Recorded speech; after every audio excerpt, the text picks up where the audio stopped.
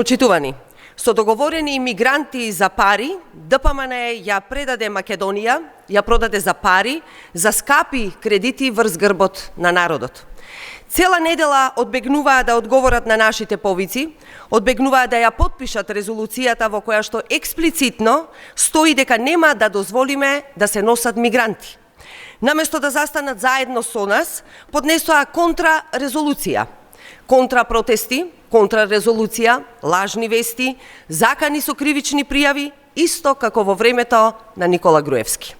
Со контрарезолуцијата ДПМН знам, го потврди она што СДСМ со денови го говори.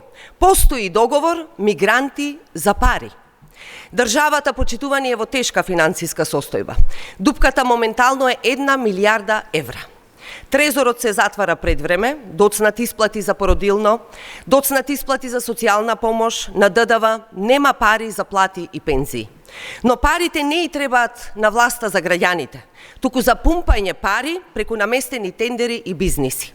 Сите ги видовме криминалните шеми. 161 тендер, 14,5 милиони евра само кај 2 фирми.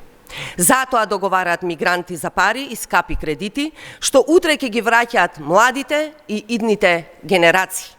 Затоа во контрарезолуцијата нема ниту една јасна одредба што забранува носење мигранти од Британија за пари. Има игра на зборови. Мигрантите ги кријат за термините како економски работници или нелегални мигранти. Ова, почитувани, е национално предавство. Владата на Христијан Мицкоски ја распродава иднината на Македонија. Ние заедно со граѓаните ќе ставиме крај на овие предавнички и криминални политики на ДПМН знам.